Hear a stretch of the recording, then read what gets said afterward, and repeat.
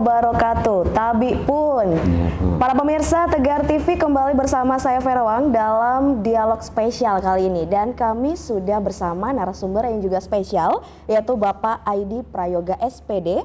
Beliau adalah anggota Komisi 2 DPRD Kabupaten Lampung Tengah dari fraksi Partai Golkar. Dan beliau sudah bersama kami, kita akan terlebih dahulu menyapa beliau. Halo, Assalamualaikum Bapak.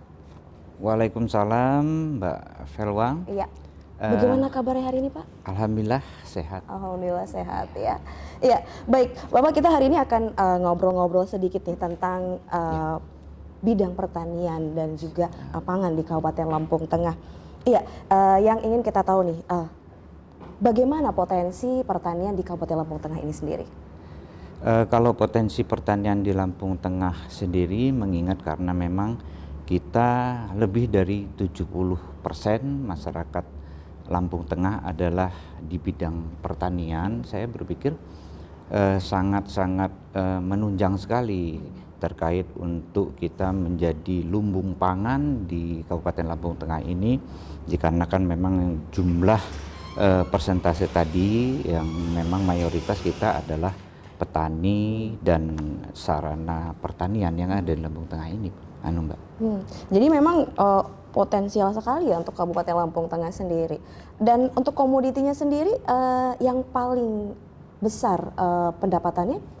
Kalau di Lampung Tengah sendiri kita memang di bidang pertanian lebih kepada ketahanan pangan, contohnya di bidang pertanian khususnya padi, beras kita, alhamdulillah juga kita memang menjadi pemasok terbesar di khususnya Lampung Tengah ini, menjadi lumbung pangan tentunya, dan juga untuk pertanian singkong, padi, jagung itu memang sangat besar sekali, Mbak.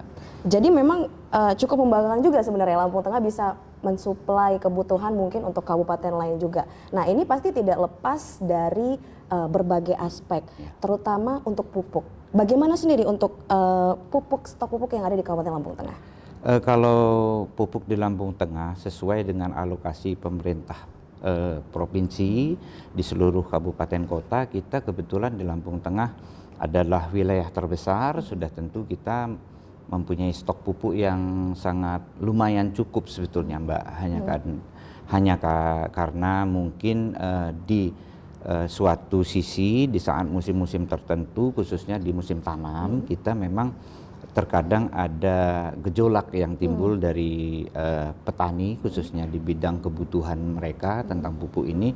Tetapi insya Allah nanti kita bisa siasati di dalam mungkin sistem penyaluran dan juga mungkin arahan-arahan kepada kelompok tani yang menjadi pelaku langsung di bidang pertanian, seperti itu, Mbak. Baik, memang petani ini memang sangat urgent, memang sangat membutuhkan pupuk ya. Bisa dibilang pupuk ini adalah salah satu tonggak untuk pertanian. Nah, bagaimana peran DPRD untuk mengatasi gejolak-gejolak yang ada? Ya, karena memang pupuk itu bisa kita nyawa lah di dalam pertanian ini, karena memang sudah mulai tergeser, Mbak, karena memang sumber daya khususnya di lahan kita yaitu organiknya sudah tergerus dengan pupuk anorganik, sehingga kebutuhan subsidi pupuk anorganik ini sangat-sangat menjadi tolak ukur utama untuk pertanian yang ada di Lampung Tengah ini. Keterkaitan kita untuk stok pupuk, kita sudah coba berdiskusi tentunya kepada eksekutif untuk bagaimana sih ke depan langkah-langkah kita untuk menjaga stok pupuk yang ada di tingkat pengecer tentunya, karena memang di dalam penyaluran pupuk itu sendiri banyak teknis yang harus kita lalui, di mana ada mungkin gudang 1, gudang 2 sampai ke pengecer dan langsung ke petani itu sendiri, Mbak. Baik, memang DPRD sendiri juga banyak sekali yang dilakukan ya memang untuk menjaga bagaimana stok ini tidak langka di petani ya, Pak Aidi. Dan kita akan kembali ke segmen berikutnya, Pak Aidi. Kita akan break sejenak ya. Siap. Pemirsa Tegar TV, jangan kemana-mana, tetaplah bersama kami di Dialog Spesial.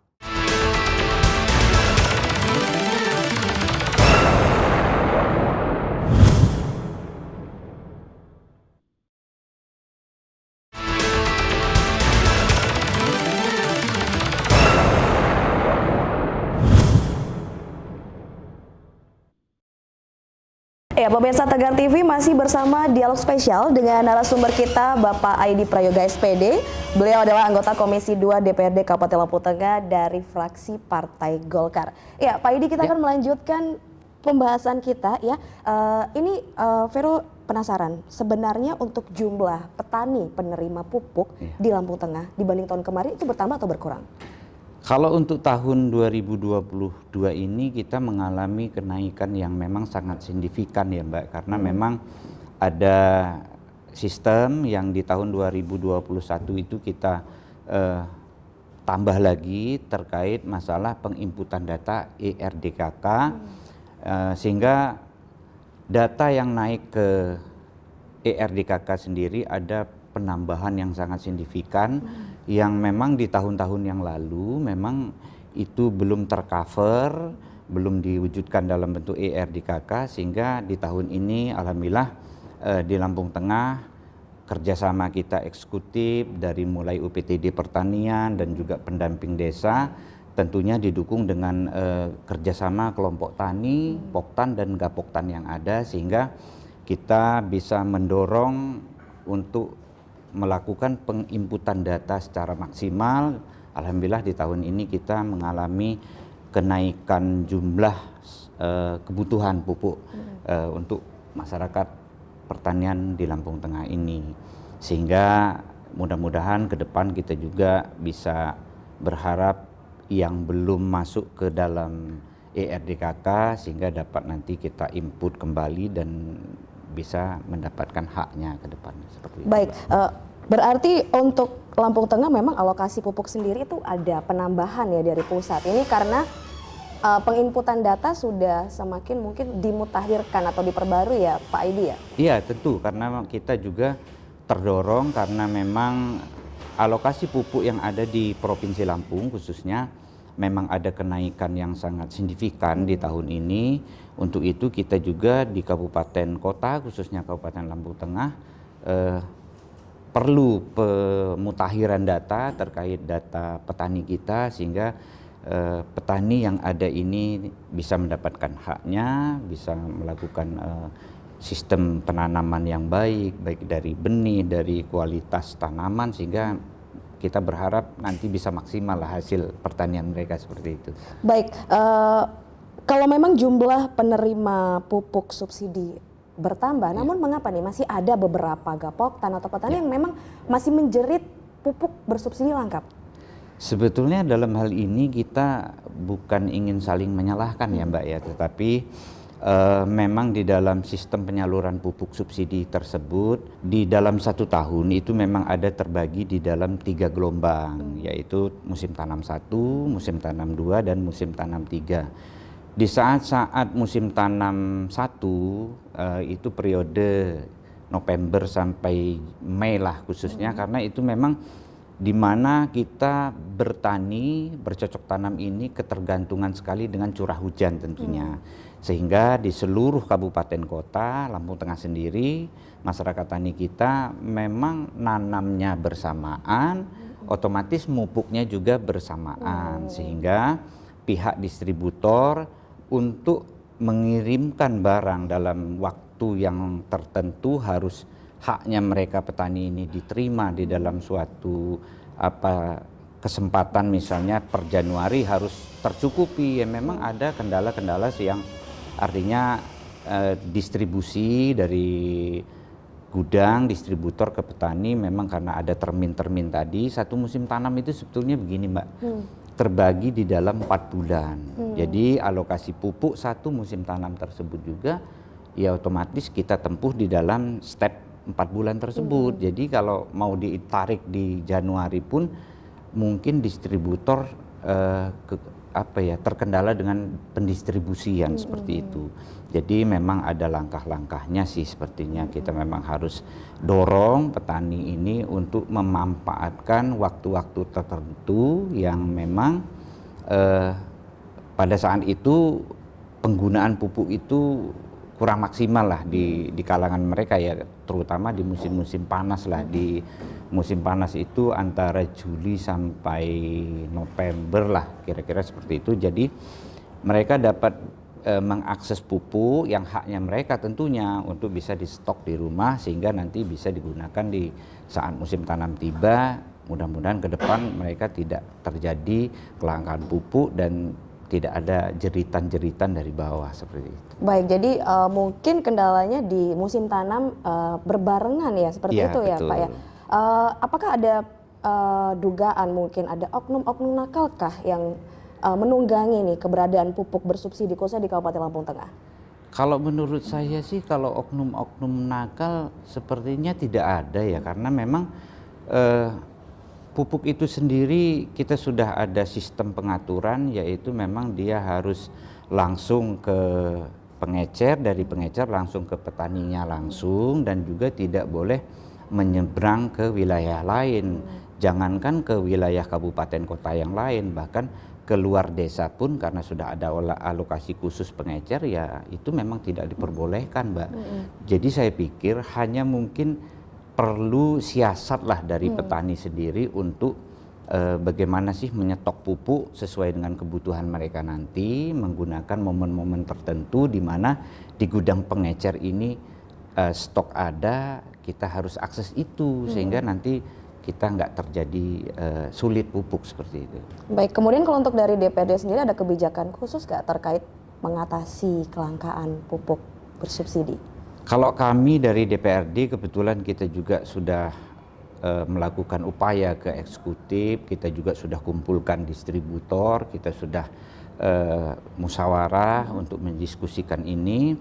Ya memang kalau alokasi dan jumlah yang harus kita alokasikan ke kelompok tani di tahun-tahun ini memang sudah disesuaikan dengan SK Bupati tentunya. Cuman kita hanya menekan bagaimana caranya distributor ini untuk menyampaikan pupuk, mengirimkan pupuknya ke pengecer, dari pengecer ke petani tepat waktu, tepat sasaran sehingga tidak terjadi kelangkaan di bawah seperti itu, Mbak. Baik ya. Kemudian apakah DPRD pernah nih mendorong petani untuk menggunakan alternatif lain seperti pupuk organik atau pupuk lain ya di luar pupuk subsidi?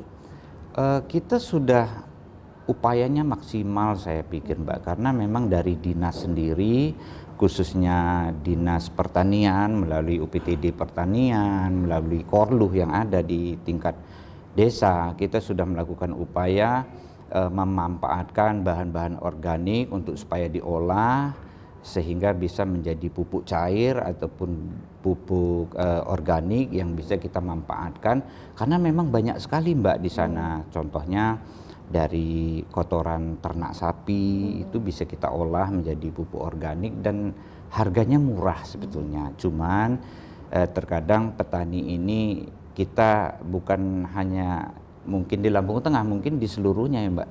Jadi sudah terbiasa mungkin ya seperti itu untuk memanfaatkan praktis sajalah, udah beli di pasar atau beli pupuk yang sudah jadi sehingga tidak terserap, kurang bermanfaat lah intinya kotoran ternak. Sebetulnya kan karena memang di Lampung Tengah sendiri kita termasuk sentra sapi juga sebetulnya. Jadi saya pikir nanti ke depan kita juga dorong dinas pertanian, dinas peternakan untuk supaya dapat membawa program mengarahkan petani khususnya di peternakan untuk supaya dapat memanfaatkan kotoran ternak itu sendiri untuk menjadi pupuk organik yang memang karena selama ini kita sudah berpuluh-puluh tahun kurangnya organik di lahan kita, hanya selalu pupuk anorganik terus yang kita berikan kan seperti itu. Baik, ya Pak Edi, kita akan melanjutkan ke sesi berikutnya, kita break sejenak ya. Pemirsa Tegar TV jangan kemana, tetaplah bersama kami di Dialog Spesial.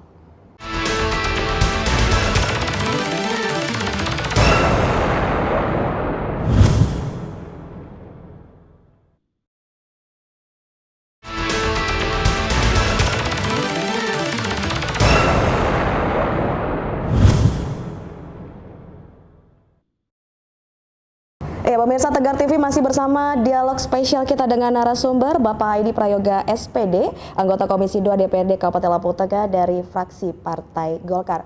Iya, Pak Aidi, kita tadi sudah berbincang cukup panjang ya mengenai pupuk bersubsidi. Kemudian nih kita punya satu hal ya, yaitu kartu petani berjaya. Seperti apa nih manfaatnya untuk petani? Kalau untuk kartu petani berjaya yang memang sudah diprogramkan dari kebetulan program salah satu Pak Gubernur kita kemarin lalu, sehingga di Lampung Tengah ini kita sangat mendorong dinas terkait, khususnya dinas pertanian untuk supaya dapat minimal melakukan itu untuk Lampung Tengah di wilayah dapil kita. Kebetulan kita ini ada 5 dapil.